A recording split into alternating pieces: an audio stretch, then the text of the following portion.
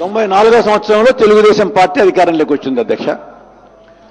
అంతకంటే ముందు 94వ సంవత్సరం కంటే ముందు కాంగ్రెస్ అధికారంలో ఉన్నప్పుడు కాంగ్రెస్ పార్టీకి సంబంధించిన ఎమ్మెల్యేలు శాంక్షన్ చేసిన ఇల్లు కూడా ఇంత గోడలు ఉంటే లెంటల్ లెవెల్లో లేకపోతే బేస్మెంట్ లెవెల్లో ఉన్న గోడలకు కూడా తెలుగుదేశం 94వ సంవత్సరంలో అధికారంలోకి వస్తూనే ఇవన్నీ క్యాన్సిల్ చేసి ఆ మొండి గోడలు వాళ్ళ అధికారంలో ఉన్న 9 ఏళ్ళు కూడా అట్లాగే ఉండిపోతే 2004వ సంవత్సరంలో పూర్తి చేశాం అధ్యక్ష. అవును, no this is a matter of fact. I'm telling you. Please this is a matter of fact. చాలా చోట్ల జరిగినాయి. ఈనాటికైతే వేరే పని పాట లేదు అధ్యక్ష. ప్రతిరోజు ఏదో ఒక విధంగా అది బాగలేదు, ఇది బాగలేదు, అదెట్లా బాయ్, ఇది ఎట్లా బాయ్, చిరంజీవులు మనుషులు లేరు, ఇక ఇంకోసారి మనుషులు లేరు, ఆడున్న వాళ్ళు ఎట్లా పోతున్నారు, ఇదే పని అధ్యక్ష. ఇది కాదు, ఒక రెస్పాన్సిబిలిటీ ఉండాలి. ప్రతిపక్ష పార్టీలకు ఉండాలా, పత్రికలకు ఉండాలి రెస్పాన్సిబిలిటీ. సరే, అంతకుముందు 9 సంవత్సరాలు చంద్రబాబు నాయుడు గారు ముఖ్యమంత్రిగా ఉన్నప్పుడు దాదాపు 7 సంవత్సరాలు కరువు వచ్చింది అనుకుంటా.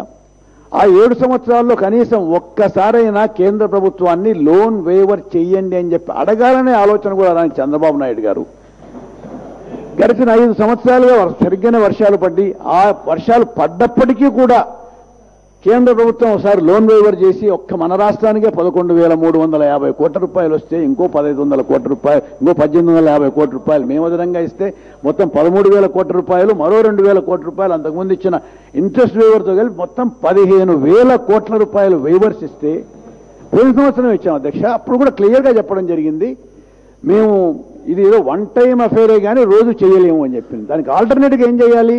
లోన్ వేవర్లు ప్రతిసారి చేయలేం, కానీ ఆల్టర్నేటివ్గా ఇన్సూరెన్స్ ఎఫెక్టివ్గా ఉండేటట్టు ప్రయత్నం చేయాలి. ఏ ఒక్క రైతుకైనా కూడా క్రాప్ అంటూ పోతే దానిపైన ఇన్సూరెన్స్ వచ్చేటట్టు ఏర్పాటు చేసుకోవాలి. ఒకవేళ ఆల్టర్నేట్ క్రాప్స్ వేయాల్సిన అవసరం వస్తే దానికి సంబంధించిన సీడ్ సబ్సిడీను, దానికి సంబంధించిన ఇన్పుట్ సబ్సిడీను ఇచ్చి రైతును నిలబెట్టేటట్టు ఏర్పాటు చేసుకోవాలి. ఇవన్నీ చేస్తున్నాం అధ్యక్ష. మీరు కేవలం కాంట్రాక్టర్లకు దోచిపెట్టడానికి లేకపోతే మీ కమిషన్లకు పాపం రఘువీరారెడ్డిని అయితే నోటికి వచ్చినట్టు మాట్లాడతారు. క్లౌడ్ సీడింగ్ ప్రతి సంవత్సరము దీనికి సంబంధించిన టెండర్లు వేస్తున్నారు కదా, ఓపెన్ టెండర్లు అవుతున్నాయి కదా. ఆ ఓపెన్ టెండర్లు ఎందుకు మీరు పార్టిసిపేట్ చేయరు?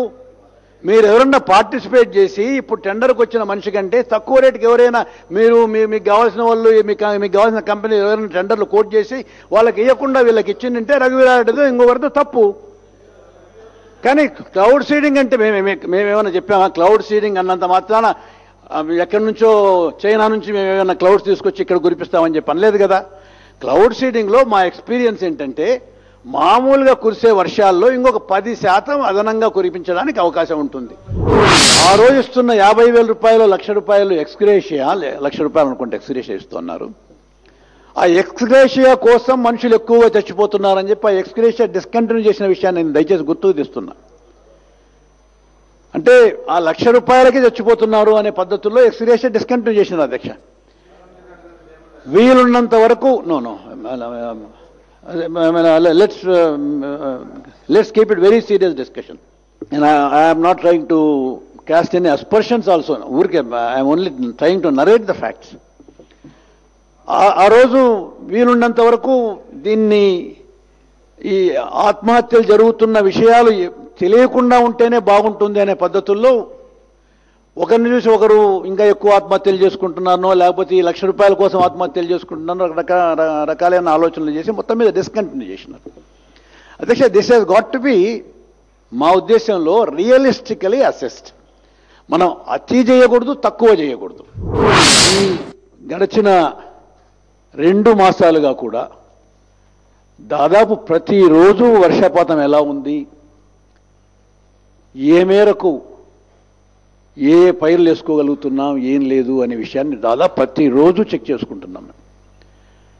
దీనికి సంబంధించిన అధికారులు యుద్ధ ప్రాతిపదికన దీనికి సంబంధించిన ప్రతి కార్యక్రమాన్ని చేయడానికే కష్టపడుతున్నారు. వర్షాలు వచ్చేసరికి సీడ్ అంతా లొకేట్ చేయాలి, ఎరువులు ఎక్కడెక్కడ ఏ విధంగా పొజిషన్ చేయాలి అనే విషయంలో ఒక్క చోట కూడా అలసత్వం వహించకుండా అధికారుల లెవెల్లో ప్రతిరోజు రివ్యూలు జరుగుతున్నాయి.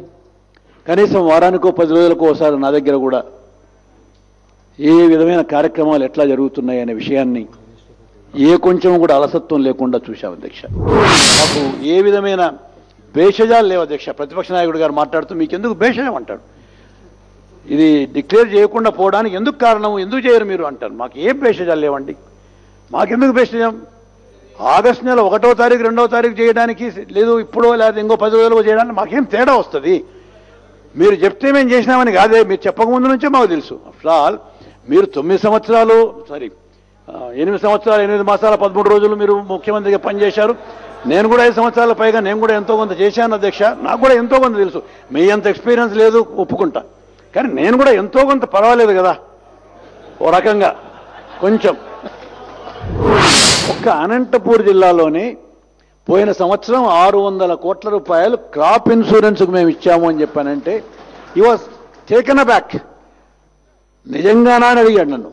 ఎట్లా ఇచ్చారు ఇంత? ఎక్కడ ఏ ఒక్క జిల్లాలోనూ 600 కోట్ల రూపాయలు క్రాప్ ఇన్సూరెన్స్కు సంబంధించి డబ్బులు ఇచ్చాము అని చెప్పానంటే మీరు నిజంగా మాట్లాడుతున్నారు నన్ను అడిగాడు అధ్యక్ష. ఇంకోటి కూడా అధ్యక్ష చెప్పాను అధ్యక్ష, మాకు కనీసం ఒక్క క్రాప్కు సంబంధించి మొత్తం రాష్ట్రంలో అన్ని జిల్లాల్లోనూ విలేజ్ యాజ్ ఎ యూనిట్ చేశాము అని చెప్పని. Even that also he was not willing to believe. నిజమేనా అని అడుగుతున్నాడు ఆయన. He was so appreciative about our National Rural Employment Program. He was telling, మీ దగ్గర ఈ సోషల్ ఆడిటింగ్ జరుగుతోందంట, మా వాళ్ళందరూ చెప్తారు. ఇన్ఫ్యాక్ట్ మనకంటే తక్కువ లేకుండా బాగా ఎక్కువగా జరిగే programme national rural employment programme రాజస్థాన్లో. కానీ ఇంత పారదర్శకంగా అక్కడ జరగటం లేదు. వాళ్ళ ఆ ముఖ్యమంత్రి అన్నాడు, మీ దగ్గర జరుగుతున్న ఈ సోషల్ ఆడిటింగ్ అనే సంథింగ్ చాలా గొప్పగా జరుగుతుంది అంటున్నారు. I will send my team, మా ఆఫీసర్లను మా మంత్రులను మీ దగ్గరికి పంపిస్తాను అని చెప్పన్నారు. Let's not unnecessary press the panic buttons. ఇదేదో అయిపోతుంది, అసలు ఎవడు లేడు, మమ్మల్ని ఆదుకునేవాడు లేడు, మేము చచ్చిపోతున్నాము, ఇంకోటి చచ్చిపోతుంటే ఇంకోటి చచ్చిపోయినాడు, వాడిని చూసి వీడిని చూసి వాడు, అట్లా ఆ విధంగా జరగకుండా ఉండాలని అధ్యక్ష. ఇది ఏదన్నా ఎక్కడైనా కూడా ఒక హోప్ అన్నది ప్రతి వాడికి ఉండాల్సిన అవసరం ఉంది. ఎప్పుడైతే హోప్ లేకపోయేసరికి మనిషి డిమారలైజ్ అయిపోతాడు.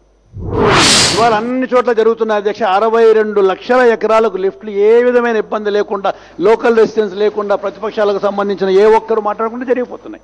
అంటే charity should start at home అన్నట్టుగా ముందు పులివెందుల్లోనే అటువంటి మంచి పనులు చేస్తే మిగిలిన వాళ్ళందరూ కూడా they will all support, they will all fall in line అని అనిపించింది. ఓకే, ఇటువంటి ఏదైనా కొత్త ప్రయోగాలు చేయాలనుకున్నప్పుడు I will take Pulivendula as a experimental ground, లేకపోతే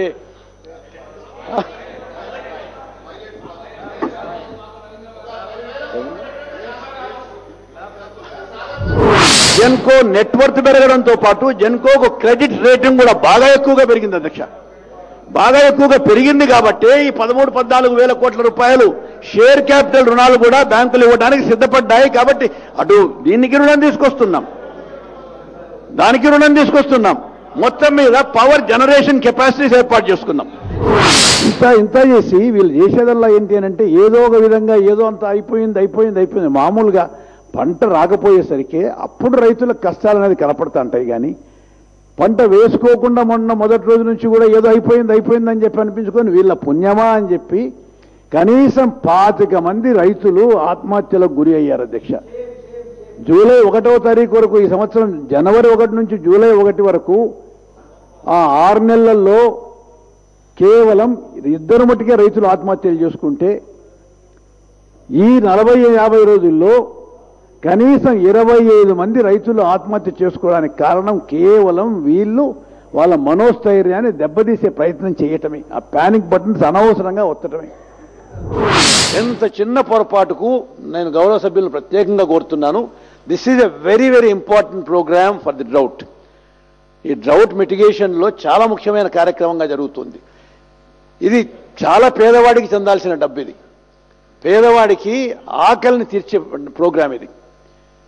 ఇవాళ ఏ ఒక్కరూ కూడా ఇంత కరువు వచ్చినా కూడా కావలసినంత ఎంప్లాయ్మెంట్ పొందేటట్టు, 2 పూట్ల కాదు అధ్యక్ష, 3 పూట్ల పూర్తిగా కడుపు నిండా భోంచేసేటట్టు, ఏ ఒక్కరూ గంజి లాంటి తాగాల్సిన అవసరం లేకుండా ఉండేటట్టు, గంజి కానీ సూపు కానీ రోడ్లలో సూపులు తాగాల్సిన అవసరం లేకుండా ఉండేటట్టు. అధ్యక్ష, నిజంగా ఇవాళ హౌస్ చాలా చక్కగా జరుగుతుంది అధ్యక్ష. I should thank you and thank all the members.